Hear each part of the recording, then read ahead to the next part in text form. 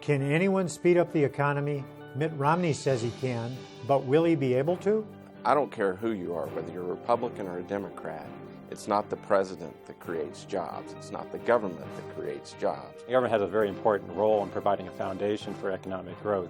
Having a positive and increasing educational level for your citizenry is really quite critical. Tonight on Arizona Week, the GOP's approach to the economy.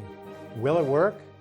Production of Arizona Week is made possible in parts by a grant from the Stonewall Foundation and by the members of Arizona Public Media. Thank you for your continued support.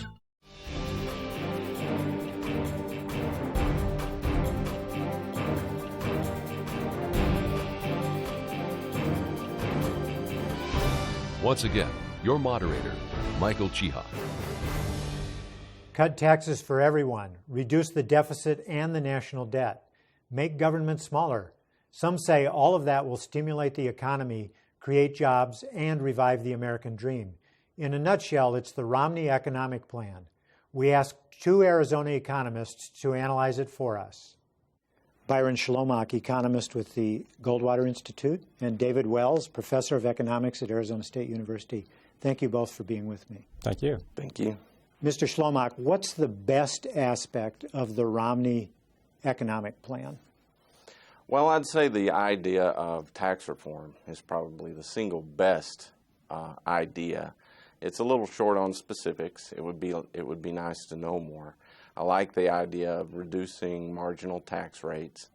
Obviously, I think right now with the situation with the deficit that you can't have a big tax cut, but if we can reduce the rates and broaden by reducing loopholes and such, the incentive structure really improves. And as the '86 tax reform demonstrates, I think it creates a definite positive for the economy. We'll come back to some of the specifics of that in a minute or two, but Mr. Wells, what do you consider to be the best aspect of the Romney economic plan? I think I agree with Byron, generally in part, with the idea that the part of the goal of the Romney plan is to broaden the tax base and eliminate a number of deductions and loopholes, and we're not quite sure what exactly those are yet because they haven't been fully specified. But that conceptually is an important part, because what typically happens with Congress is they have this. It's best to have lower tax rates and a broad tax base as opposed to have lots of little special exemptions. But what happens over time is little interests here and there poke in, and eventually you get more and more exceptions put into the tax code. So going back to what we did in '86 in terms of trying to broaden the tax base is a good part of what's in the Romney plan. Now, on the other side of the ledger, if there is anything, Mr. Wells, what do you object to as an economist in the Romney economic plan? Well, the biggest problem is it doesn't add up. Right now, it's supposed to be revenue neutral, but it's actually, and it's not supposed to shift the tax burden onto lower income individuals. But as the Tax Policy Center has looked at, and I've reviewed it, and I've reviewed Martin Feldstein's op-ed in the Wall Street Journal, it does not add up. It actually would blow up the deficit as it's currently structured, or in order to be revenue neutral, it actually has to shift the tax burden from people who have higher incomes to people who have lower incomes. And that, to me, is not acceptable. And Mr. Schlomach, what aspect of the plan is objectionable to you, if any?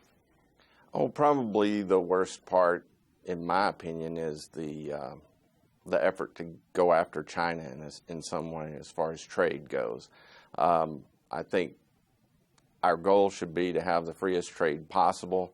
Obviously, if they're manipulating things to some extent, we have to deal with that. But we're hearing the same sorts of things that we used to hear about Japan, and nobody worries about Japan anymore. And I think we just need to focus on doing what we can to make trade as free with our trading partners as possible. And what you're referring to is accusations that China manipulates its currency to favor its foreign trade. And in fact, what we've seen in the last year or so is that China has moved its currency in the right direction in that regard. Is that not true? Well, that's true. They've always adjusted their currency basically with our inflation. And to a certain extent, you have to admit that, well, our inflation is our fault. And so I really don't buy into this idea that there's all this manipulation that makes all the difference in terms of our trade deficit with the Chinese. The fundamentals are that their costs of production are lower for a variety of reasons, not all of them the best reasons in the world. They freely pollute, for example, and quite frankly poison their own land and water. But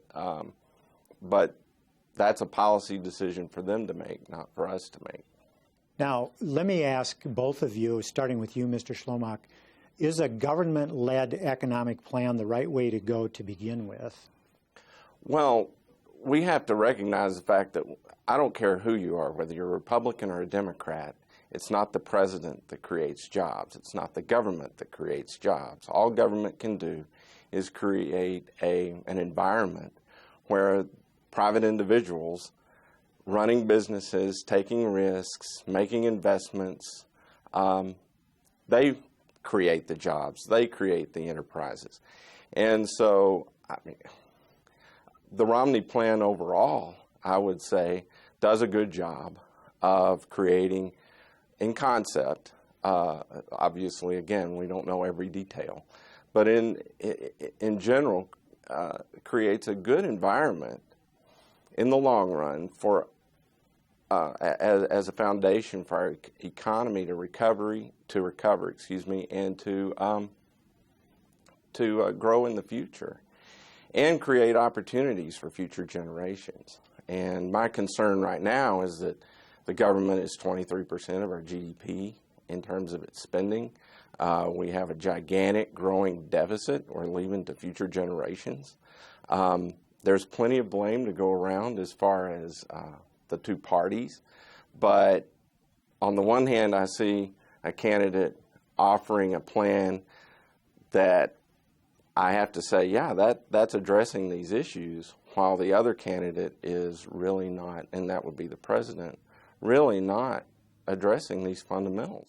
Mr. Wells, your thoughts on whether the government ought to be leading any kind of economic development efforts or leading the economy in the larger sense of it? But the government doesn't lead the economy. We have a mixed economy, and the government has a very important role in providing a foundation for economic growth. Having a positive and increasing educational level for your citizenry is really quite critical. So things we do to improve schools, to make sure our universities are better, are quite important. The government does a lot of money into research and development, which helps lay the foundation for growth. Historically, a lot of the money that was put into the military also became the lead roles for consumer goods later on. So the government has a very important role to play in terms of future economic growth. We have some of these policies being followed right now. We keep putting, frankly, more and more money into education. The problem I see is that education is, quite frankly, very, very inefficient. We're not doing anything fundamentally to reform that right now. I'm not sure that more money is needed so much as it is a change in how the business is done. The other thing is, as far as government doing technology investment and that sort of thing, we've had that with Solyndra, for example. Now, obviously, there are examples, innovations coming out of the military and NASA and such, of where the government has done a good job, and we've really benefited from a lot of the innovations. But when the government is involved in deciding whether it's this energy type of system that should receive the technology investment or something else, is picking the winners and losers in what really ought to be an economic market battle. Schlomach and Wells discuss details of Romney's plan, starting with tax cuts. Let's talk about some of the specifics, and there aren't that many, as you both pointed out, in the tax plan, although Romney has said he wants to cut the marginal tax rate by 20% across the board. First of all, is that a good idea, Mr. Wells? I would say no, primarily because, he wants to pay for it. It's what he says, but it doesn't add up. And I mean, one of the critical issues we've got moving forward. And we currently still have a weak economy. And in that sense, if you're cutting taxes, that would be another way of producing stimulus. But Romney's intention is not to produce stimulus that way. He actually says he wants it to be revenue neutral, but he can't make the math work. And so what effectively he's going to do is going to make the tax system more regressive if it's in fact revenue neutral. And that's because if you're going to reduce taxes by 20%, marginal tax rates by 20%, that's a significant cut in government revenue, and the only way to make that up is to remove what we call tax expenditures. And these are the deductions or loopholes that are out there. And when they've looked at what, and Romney doesn't want to remove the expenditures, that tax expenditures are related to savings and investment. So when you start taking those out, they found that there's simply not enough of them to pay for it unless you start removing things like the home interest deduction for people who are middle class. And that's something that won't pass politically. So it's not a system. It's not set up in a way that's going to be functional. It's not going to work politically, and it doesn't add up economically. Mr. Schlomach, across the board cuts on the marginal rates, and then please, what would you like to see in the way of specifics when they start talking about tax reform and the closing of loopholes? Well, first of all, I think it is a good idea to do across the board rate reductions. I think it definitely is an issue about how much of a rate reduction you can get. Some of how you might pay for that, obviously, is with spending cuts. And there aren't a lot of specifics on that either, except for this, in his 59-point plan, Romney said, well, we'll cut government discretionary spending across the board by 5%. Not a huge amount of spending reduction, but as far as specifics on the loopholes and such, I think my issues come down to specific industry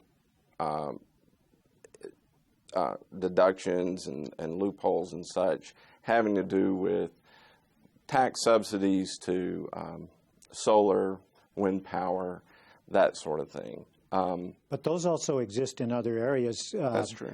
Conventional energy, oil companies have huge subsidies, right, or huge tax breaks. They do have tax breaks. The data that I've seen is that in total, the tax breaks are approximately equal, with a little bit less going to alternative fuels. But when you look at the total amount of energy being produced in each of the two areas, it's a tiny percentage of the total production in the oil industry. So are there specifics, Mr. Wells, that you would like to see in the closure of loopholes? You mentioned the deduction for mortgage interest that won't fly politically, and I think everyone agrees on that. What other things need to be done there?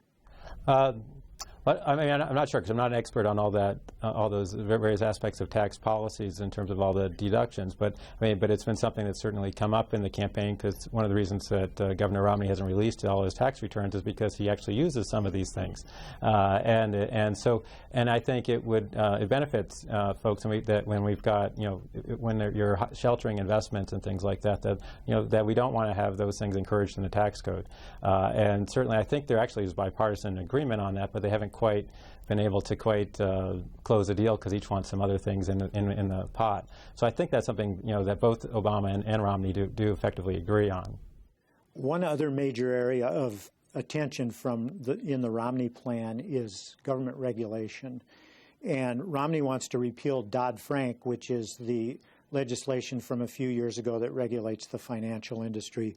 He wants to eliminate or reduce greatly environmental oversight and other rules. Does he go far enough, Mr. Schlomach? Too far? Or is it just about right in what he's suggesting? Well, insofar as what he's explained, I think he's going the right direction. I would put it that way. I would probably find issues where he ought to go further if he were actually in a position to act on some of these things. But speaking to Dodd-Frank specifically, the aim is completely off on that regulatory law. It looks mainly at consumer protections, consumer credit protections, mortgage consumer protections, and the real issue in Wall Street is the fact that they were manufacturing bets out of thin air and calling them credit default swaps and this sort of thing, and trading them as if they were real assets. It doesn't do anything really to address those things, and it still has a too big to fail provision in it. And then you see individuals like John Corzine with MF Global not being prosecuted. The fact is that the engineers of the last financial bubble and then meltdown have largely gotten off scot-free. They haven't even gone bankrupt the way a market system would have required them to do.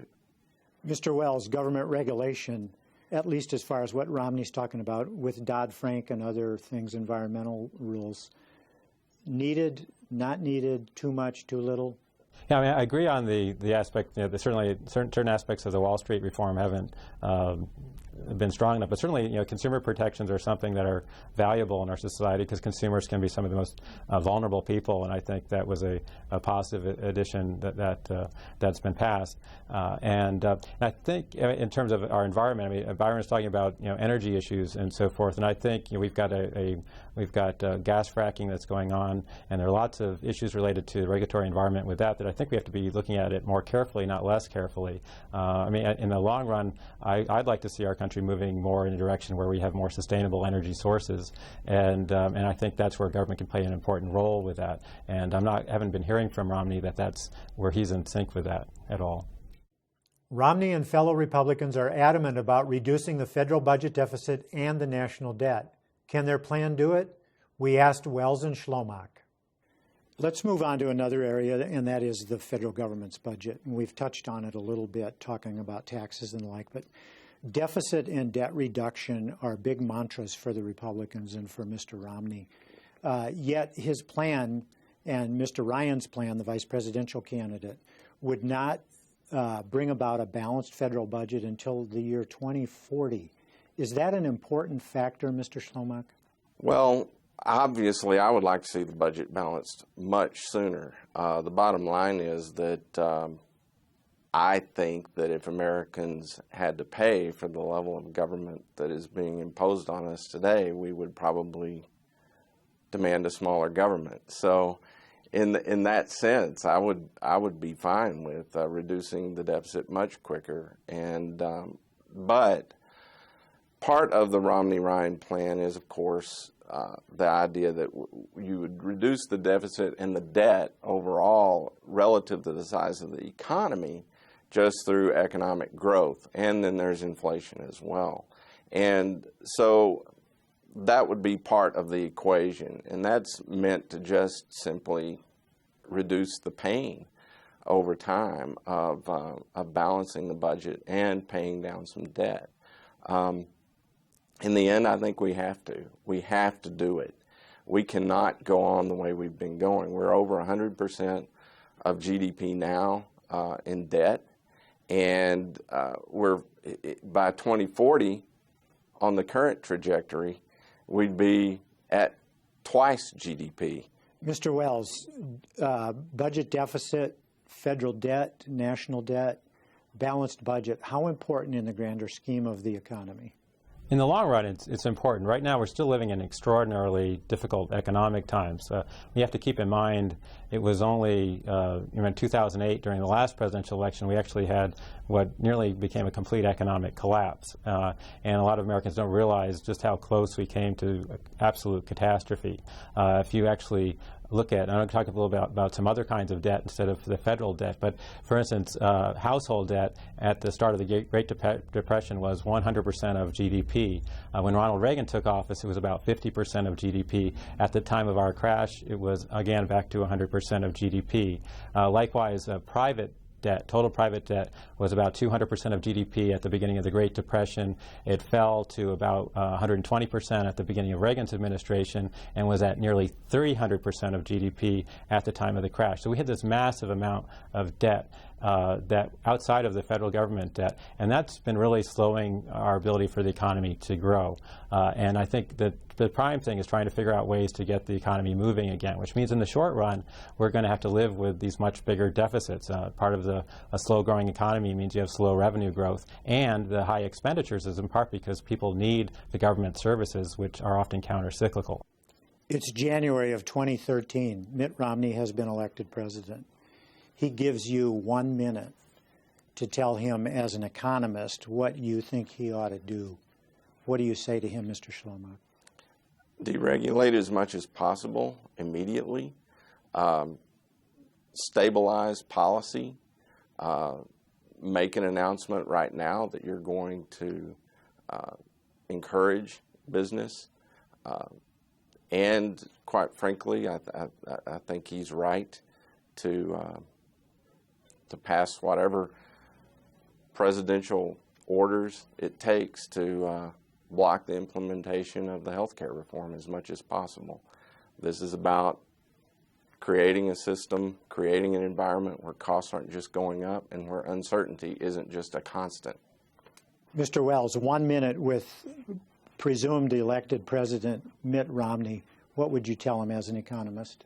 Well, as an economist and also somebody who also teaches some politics, one of the things that he's going to learn is that he's not the dictator of the country, he's the president. And so he's going to have to figure out something that he can work to get 60 votes in the Senate. And he's going to find that his policies aren't going to go there. So I think he's got to be prepared to make compromises.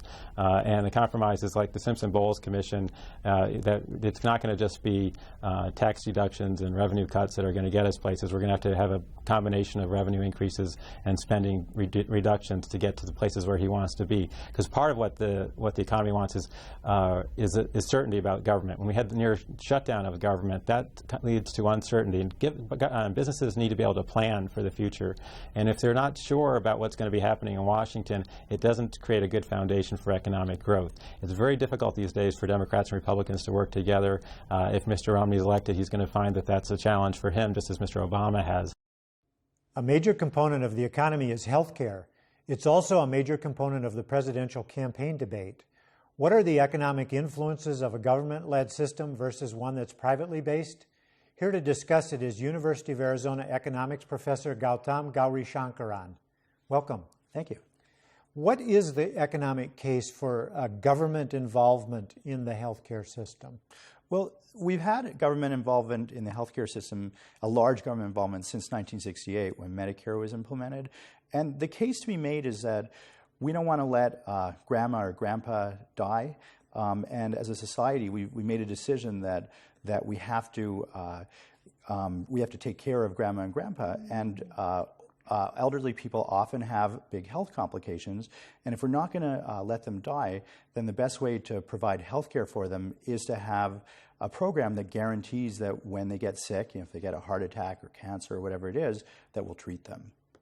Now, how do you respond to free marketers who say that the free market works well in many, many areas of our economy? Why not in healthcare? Well, I think there's a potential for a completely unregulated free market to work well, but there's a lot of draconian assumptions that have to go with it. So healthcare is something where you might get sick or you might not get sick. If you get sick, the financial consequences can be huge. So it's a market where you need insurance, just like you need insurance for automobiles, for driving. But that's a largely private market for automobile insurance. So we could envision a world where we force people to get health insurance, or we don't force people to get health insurance, where they get it if they want it. And if they get sick and they have health insurance, they get treated. And if they get sick and they don't have health insurance, we say, sorry, you're going to die. But we just don't live in that kind of world. I just think that most Americans think that when Granny shows up at the hospital with a heart attack, we're not going to say, sorry, you didn't have health insurance, we're going to let you die. And that's why you really need to have, because we don't want as a society to let people die when they don't have health insurance. We need to make sure that there's some sort of government involvement that ultimately so that they get health insurance, so that they then get health care. So free market, but with government involvement for those who otherwise wouldn't get care from the free market. But no matter what it is, people agree that healthcare costs are prohibitive now. What are the economic consequences if we don't get those costs under control? Well, healthcare costs have been growing rapidly, and they account for roughly 17% of GDP. I think that we do need to get healthcare costs under control, not because they're prohibitive necessarily. We live in a society that's one of the wealthiest countries. In such a society, we want people to live longer, and we're willing to spend a lot of money for people to live longer. The question is how to spend that money most effectively. I think there's a general sense that Medicare does some things effectively, but it does other things that aren't the most effective, and that if we let it go uncontrolled, then healthcare is going to just eat up a bigger and bigger part of GDP until the point where it's unsustainable. So I think that economists agree that we need to do something about it, because otherwise it's just going to be such a big part of the government budget that it won't be sustainable. So we currently have the Affordable Care Act, and it's a point of contention in the election campaign. What's your assessment of the Affordable Care Act and whether it can help bring some economic cost controls to health care? Well, the Affordable Care Act is a very complex piece of legislation. Part of what it does is to bring cost controls to healthcare. There are really two parts of healthcare. There's Medicare, which is the existing program for senior citizens or disabled people, and then there's the rest of the market. And it tries to bring cost controls to the rest of the market.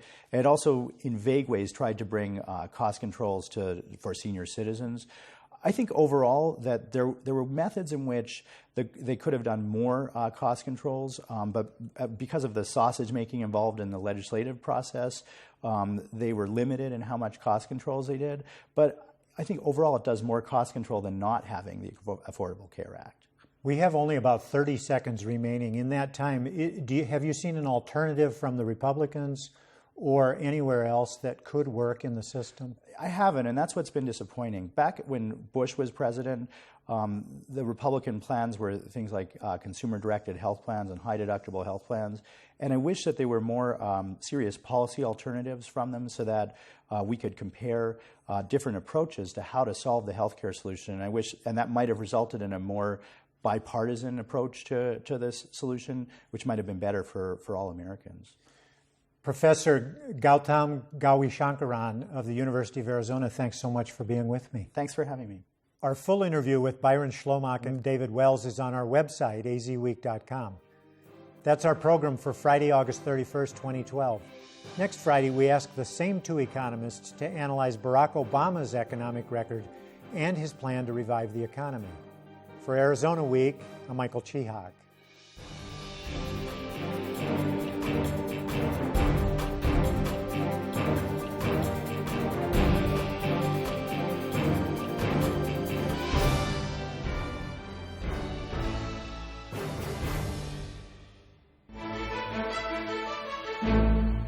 Production of Arizona Week is made possible in parts by a grant from the Stonewall Foundation and by the members of Arizona Public Media. Thank you for your continued support.